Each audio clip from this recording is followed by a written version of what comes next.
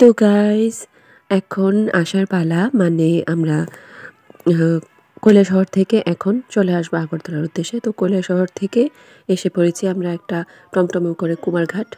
আর কুমারঘাট থেকে আমরা আসবো কুমারঘাট স্টেশনে। তো বাসে বসে গেছি আর একদমই অন্ধকার তখন, কারণ তখন বাজে প্রায় 5টা বাজে। আমরা অ্যাকচুয়ালি 4টার সময় 4:30টার সময় ঘর থেকে বেরিয়েছিলাম, দেবলীনাদের ঘর থেকে। আর এই যে আস্তে আস্তে করে ভোরের আলোটা ফুটছে, সেটাই কয়েকবার কিন্তু ক্লিপ নিয়েছি। আর জায়গাগুলি এতটাই সুন্দর ছিল যে কি বলবো।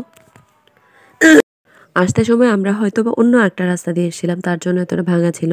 কিন্তু যাওয়ার সময় আমরা যে বাস দিয়ে গেলাম, টমটম দিয়ে গেলাম, কোথাও কোনো ভাঙা রাস্তা বা কিছু খারাপ রাস্তা পাইনি। খুবই স্মুথ রাস্তা ছিল। বিষয়টা বুঝতে হবে যেহেতু আমরা ভালো করে চিনি না, তার জন্য বুঝতে পারিনি। আমাদেরকে যেরকমভাবে গাইডেন্স দেওয়া হয়েছিল সেরকমভাবে আমরা চলে গেছি। তো এই যে মোটামুটি ভোরের আলো ফুটে গেছে। আর রাস্তাতে কিন্তু কিছু কিছু মানুষ দেখা যাচ্ছিল যারা হয়তো বা মর্নিং ওয়াক করছে বা কীর্তনের জন্য বেরিয়েছে। তো দেখতে খুব ভালো লাগছিল। সকালের ওয়েদারটা তো এত সুন্দর। তো এই যে এসে গেলাম কুমারঘাট রেল স্টেশনে। তো এখান থেকে আমরা ডাইরেক্ট আগরতলার যোগেন্দ্রনগরের স্টেশনের টিকিট কেটে তারপর আগরতলা এসে পড়ব। এখনও কিন্তু সেরকম ভিড় নেই, যেহেতু আমরা অনেকটাই আগে এসেছি। এখন 6টাও বাজেনি। আমরা সবসময় একটু আগে যাওয়াটাই প্রেফার করি। তো এই যে ঠান্ডার ড্রেস টেস পরে আমরা কিন্তু চলে এসেছি। আর ভালোই ঠান্ডা ছিল। তো আমি যেই জামাটা পরেছি সেটা মা কয়েকদিন আগেই আমার জন্য নিয়ে এসেছিলো মেলাঘর থেকে। আর এই যে জ্যোতি, ওর কিন্তু ঠান্ডায় লাগছে ভালো, কারণ ওর সোয়েটারটা অনেকটাই ছোট ছিল আর ওর মানে গরম মাফলারও ছিল না। তো এই যে একটু হাঁটাহাঁটি করে নিচ্ছি।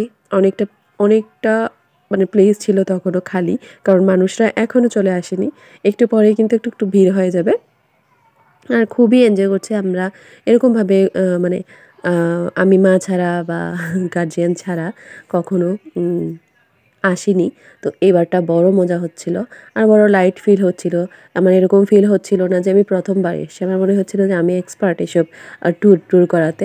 তো এটা দেখে বুঝলাম যে আমার সোলো ট্রিপ দেওয়ার বা ফ্রেন্ডদের সাথে ট্রিপ দেওয়ার টাইম হয়ে গেছে। তো আমি ঘুরবো এখন থেকে। প্ল্যান করেছি যে কোথাও না কোথাও ঘুরবো। জ্যোতিকেই বলেছি যে আমরা কয়েকদিন পরে কোনো একটা জায়গাতে দূরে ঘুরতে কোথাও যাব। তো এই যে এই ঘড়িটা দেখছি, এখনও বাজেনি 6টা, আরও কিছুক্ষণ কয়েক মিনিট সময় বাকি আছে। আর একটা জিনিস দেখে খুব খুশি হচ্ছিল। এই যে কবুতরটাও ঠিক আমার মতোই একা একাই নিজেই নিজের সাথে খুশি। তো এই যে ঘুরছে ফিরছে, কোনো সঙ্গী সাথীর কোনো দরকার নেই ওর, ও নিজে নিজেই ঘুরছে। তো খুবই কিউট লাগছিল। একা একা পুরো স্টেশনটা ও ঘুরে বেড়াচ্ছে, আবার উড়েও চলে গেছে। তো এই জিনিসগুলি, ছোটোখাটো জিনিসগুলো অবজার্ভ করতে কিন্তু খুবই ভাল লাগে।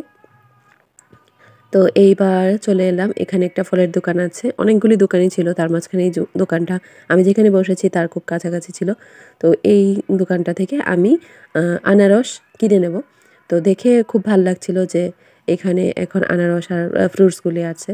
তো এই যে আমি এখন প্রেফার করি মানে কোথাও কিছু নিলে ফ্রুটস জাতীয় জিনিসটাই নেওয়ার জন্য। এখানে কলা ছিল আর আনারস অলরেডি স্লাইস করা ছিল, শসা ছিল। 2 জোড়া আনারস নিয়ে নিলাম। আর 1 জোড়া আনারসের দাম 80 টাকা, মানে প্রতিটা আনারস 40 টাকা করে। আমি যেগুলি নিয়েছিলাম ছোটোগুলি, আর বড়গুলিও আছে এখানে 50 টাকা করে আই থিঙ্ক। তো এইবার উঠে পড়লাম ট্রেনে। তো ট্রেনের জায়গার একটু মানে অ্যাডজাস্ট করতে হয়েছিল, কিন্তু আলটিমেটলি আমরা ভালোভাবেই বসে পড়েছিলাম, কারণ আমরা যে কামরাতে উঠে গিয়েছিলাম সেখানে সবাই খুব মানে কি বলবো হেল্পফুল ছিল। তো আমাদেরকে বসতে দিয়েছিল, ভালোই আমরা বসে আগরতলা পর্যন্ত এসে গিয়েছিলাম।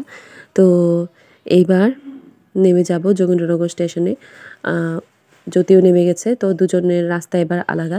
খুব সুন্দর টাইম আমরা কিন্তু একসাথে স্পেন্ড করেছি। আর আমাদের মানে এটা সুন্দর একটা স্মৃতি হয়ে থাকবে।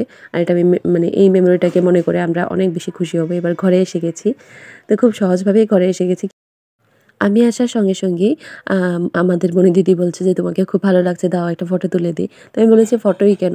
শুধু ফটো কেন? তুমি একটু ভিডিও করে দাও, তাহলে দেখাতে পারবো আমি কী, কী এনেছি।" এই যে আনারস নিয়ে আসলাম। আর গাড়িতেই কিন্তু মানে রেলেই কিন্তু এই যে আপেল নিয়ে উঠেছিল একজন দাদা। 1 প্যাকেট আপেলের দাম হচ্ছে 100 টাকা করে। আর সত্যি বলছি, আপেলগুলি খাওয়ার পর মানে আমি ঘরে এসে পুজোতে প্রসাদ হিসেবে দিয়ে খেয়েছি। এতটাই টেস্টি যে কী বলবো। তো এই যে মনি দিদি, তো দেখা হচ্ছে নেক্সট ব্লগে।